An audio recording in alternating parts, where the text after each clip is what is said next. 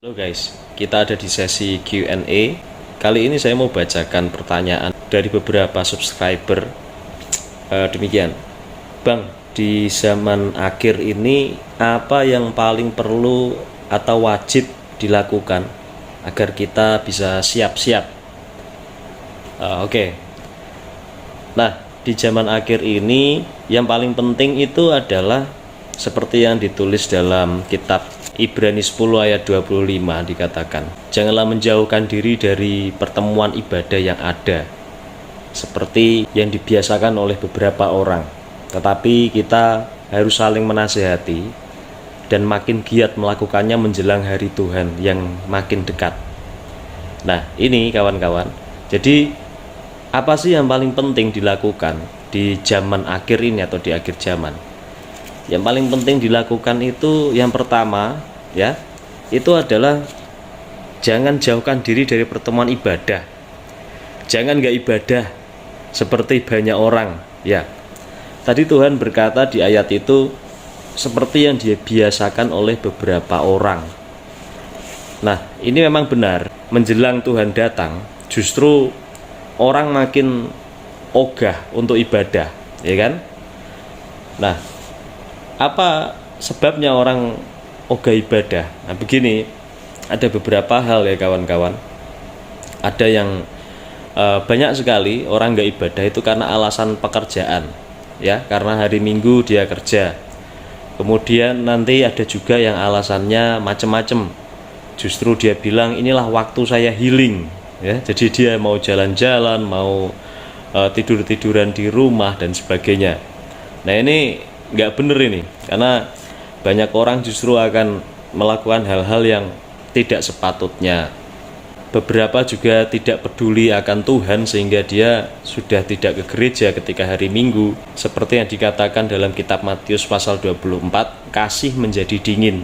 Jadi kasihnya itu kasih agape, yang artinya udah nggak peduli lagi akan Tuhan, sehingga mau ada ibadah kek, mau ada perjamuan kudus kek, nggak peduli lagi soal Tuhan. Nah, ini fenomena banyak sekali terjadi kawan-kawan, sehingga yang paling penting di akhir zaman ini jangan nggak ibadah, harus ibadah, giatlah beribadah. Nah, itu yang penting. Ibadah apa? Ibadah online kah? Enggak, ibadah offline ya, tatap muka langsung. Itu yang harus digalakkan, harus giat, bukan ibadah online. Kalau ibadah online itu kan yang ibadah cuma yang di tampilan handphone Anda. Lalu Anda ngapain? Anda nonton sambil makan Indomie, minum kopi, sambil rebahan. Nah, itu bukan ibadah namanya. Itu hanya nonton orang ibadah dan Anda nggak ibadah. Ibadah offline kawan-kawan. Nah, kalau gerejamu tidak memperbolehkan ibadah offline, ya cari gereja lain yang ada ibadah offline-nya. Kalau Anda baca kitab Daniel, di zaman-zaman akhir maka akan ada penganiayaan. Nah, penganiayaan itu artinya dikikis pelan-pelan. Dulu yang Anda rajin ibadah offline, sekarang dikikis, diwajibkan atau terpaksa harus online. Lama-lama bukan terpaksa, tapi sudah kebiasaan, udah enak, udah makin manja, jadinya online semua. Nah, ini dikikis pelan-pelan, ketaatannya dikikis.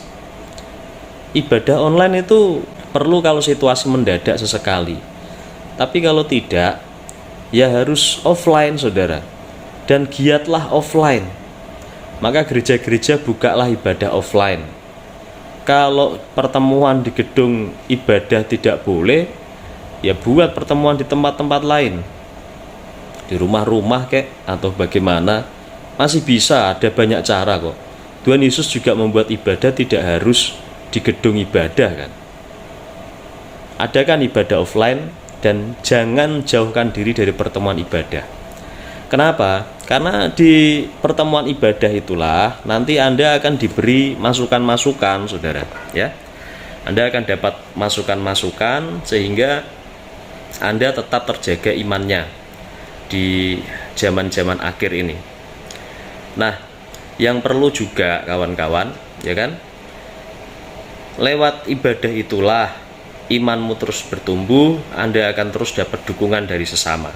Nah, yang kedua, saudara, selain daripada ibadah offline yang Anda lakukan, yang kedua, apa sih yang perlu dilakukan dan wajib sebagai persiapan? Maka seperti yang dikatakan dalam 1 Tesalonika 4 ayat yang ke-16, di sana dijelaskan, yang mati di dalam Kristus akan bangkit duluan. Yang mati di dalam Kristus akan mengalami rapture.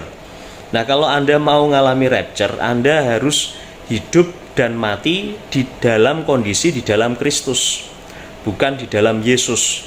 Bedanya adalah di dalam Kristus itu Anda ada urapan dua hal. Yang pertama, urapan untuk mengusir setan, urapan untuk peperangan rohani.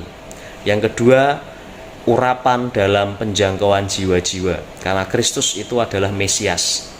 Nah, saudara, jadi yang perlu dilakukan oleh anak-anak Tuhan di akhir zaman ini, yaitu adalah Anda bersiap untuk peperangan rohani, lakukan peperangan rohani, dan lakukan penjangkauan jiwa-jiwa amanat agung. Itu dua hal yang wajib dilakukan, perlu dilakukan menjelang hari Tuhan kalau Anda mau rapture. Nah, itu semua ayatnya ada dalam tayangan saya di pojok ini ya. Terima kasih, itu aja. Kalau ada pertanyaan tulis di komentar atau DM ke kami. God bless you.